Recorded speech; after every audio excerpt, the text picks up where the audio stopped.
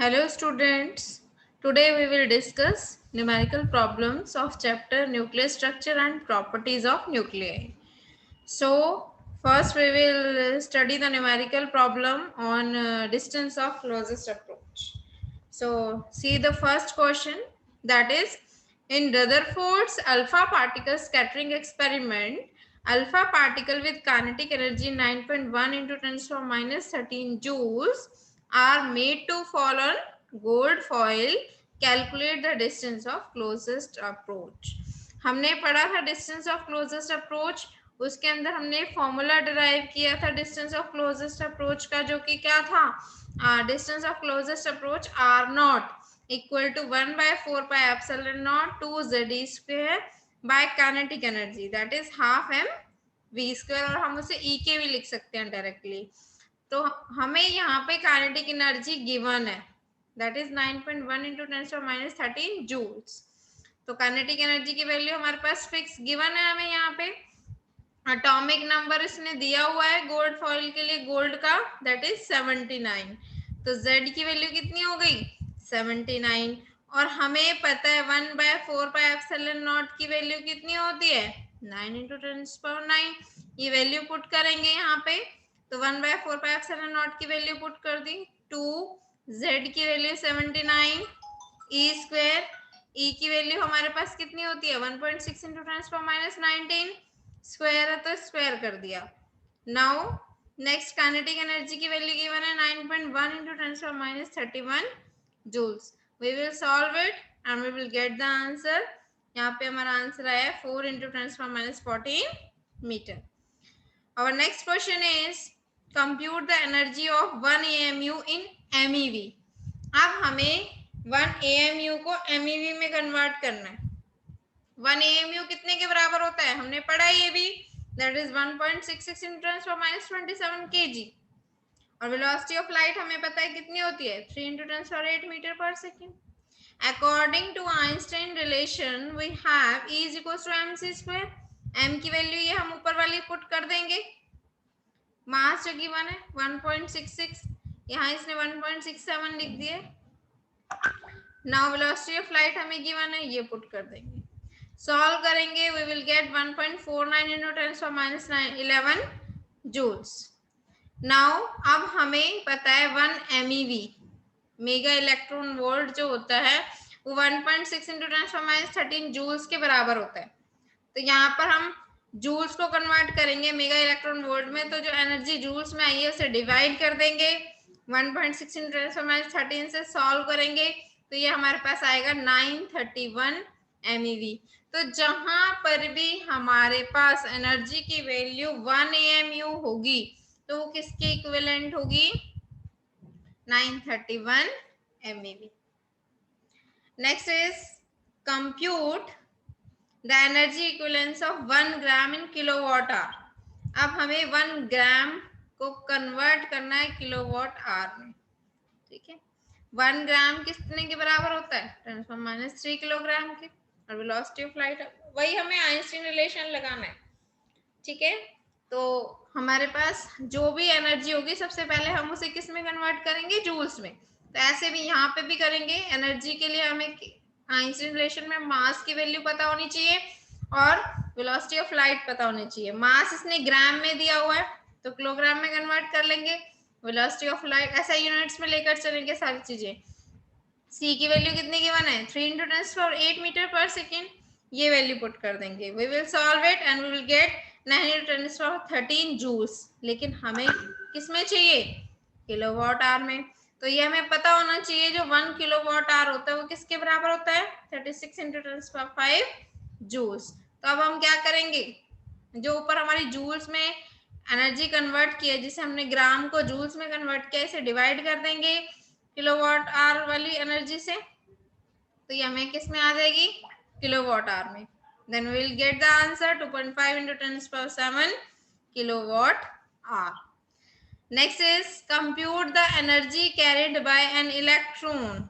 अब हमें ये पता लगाना है कि इलेक्ट्रॉन के पास कितनी एनर्जी होती है.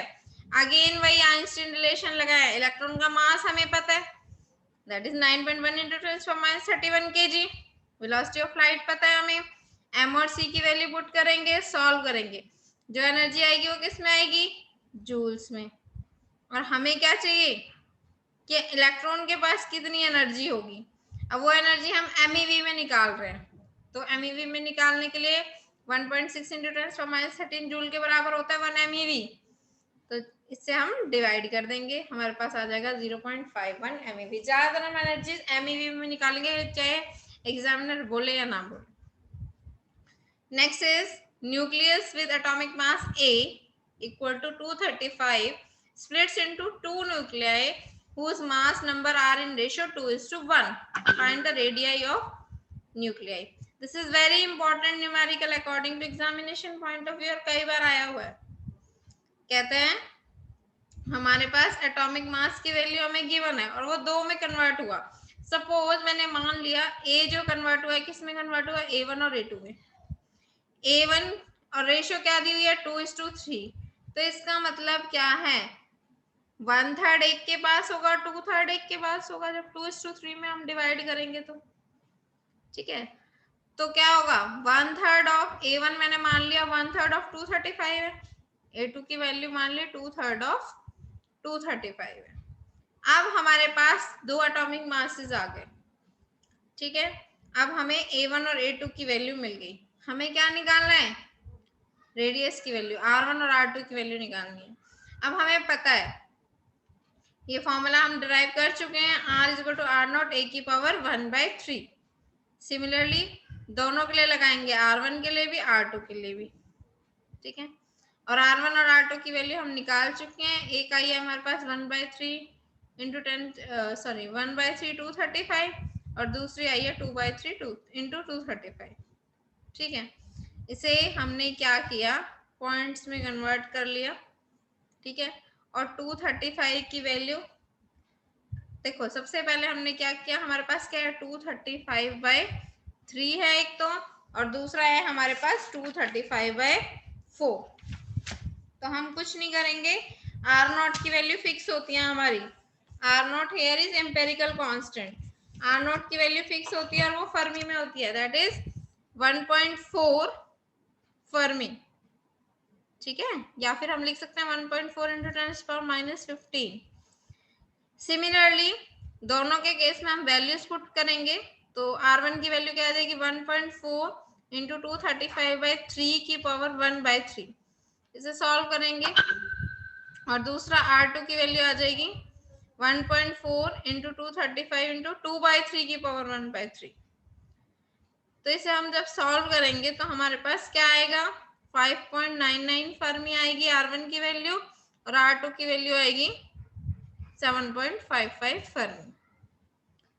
Next is calculate, next numerical हमारा है बाइंडिंग एनर्जी पे। ये न्यूमेरिकल भी बहुत इंपॉर्टेंट है बाइंडिंग एनर्जी वाले। सो हमारा क्या क्वेश्चन है, calculate binding energy per nucleon of oxygen 816।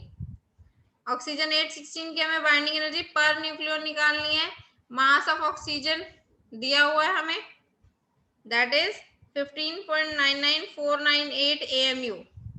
ये थोड़ा सा मिसप्रिंट हो रहा है, तो मास क्या है ऑक्सीजन का 15.99498 AMU। मास ऑफ प्रोटोन दिया हुआ है हमें 1H1, हम प्रोटोन को डिनोट कर रहे हैं यहाँ पे, that is 1.00785 AMU and mass of neutron is 1.008665 AMU। अब देखिए ऑक्सीजन में क्या होता है, हमारे पास 8 प्रोटॉन है और 8 न्यूट्रॉन है, ठीक है। अगर अब मैं न्यूक्लियंस का मास निकालू, मतलब न्यूट्रॉन और प्रोटॉन का, तो 8 इंटू मास ऑफ 1 न्यूट्रॉन या 1 proton, 8 into mass of 1 proton plus 8 into mass of 1 neutron. तो ये टोटल न्यूट्रॉन प्लस प्रोटॉन का मास आ गया न्यूक्लियस के अंदर, कि ऑक्सीजन न्यूक्लियस के अंदर न्यूक्लियंस का मास कितना है। तो सॉल्व करोगे यू विल गेट 16.1391। नेक्स्ट अब मास डिफेक्ट निकालना है। अब क्या है हमारे पास, ये तो हमारा आया जो हमने कैलकुलेट किया, लेकिन हमें गिवन है ऑक्सीजन के न्यूक्लियस का मास दैट इज 15.99498। तो मैं क्या करूंगी, न्यूक्लियॉन्स में से न्यूक्लियस का मास माइनस कर दूंगी, तो ये आ गई मेरी मास डिफेक्ट की वैल्यू। बाइंडिंग एनर्जी कैलकुलेट करने के लिए, ठीक है, हम मास डिफेक्ट को वैसे तो सी स्क्वायर से मल्टीप्लाई करते हैं, लेकिन हमें एमईवी में चाहिए, एएमयू को एमईवी में चाहिए, तो हम डायरेक्टली क्या करते हैं, 931 से मल्टीप्लाई कर देते हैं।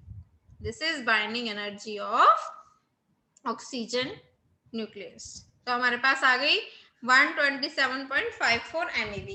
अब मुझे बाइंडिंग एनर्जी पर न्यूक्लियन निकालनी है। Nucleon means neutron plus proton, और मैंने बताया था हमें क्या करना है, एटॉमिक मास से डिवाइड कर देना है। तो डिवाइड करेंगे तो हमारे पास वैल्यू कितनी आ जाएगी, 7.27 MeV per nucleon. This is the binding energy of oxygen per nucleon, oxygen nucleus per nucleon. Similarly, next question is binding energy of alpha particle. Alpha particle क्या होता है हमारा, हीलियम 24। अल्फा पार्टिकल अगर मैं यहाँ लिखूं तो अल्फा पार्टिकल क्या होता है यहाँ पे, हीलियम, दैट इज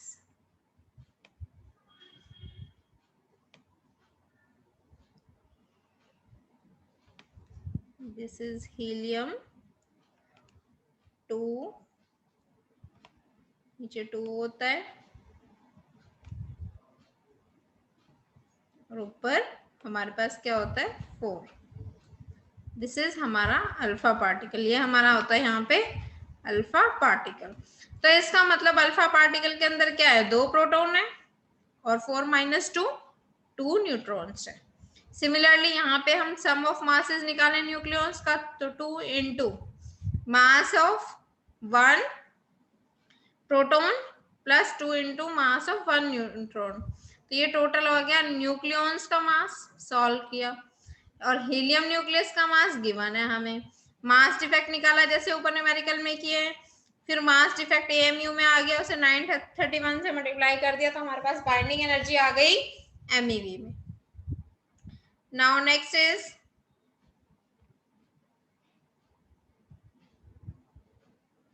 नेक्स्ट हमारा है calculate binding energy of lithium nucleus. ये भी सेम प्रोसीजर में फॉलो करना है।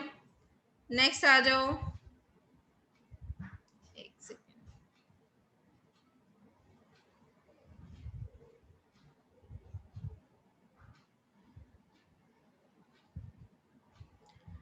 नेक्स्ट सेम है, बाइंडिंग एनर्जी पे ही है नेक्स्ट न्यूमेरिकल भी।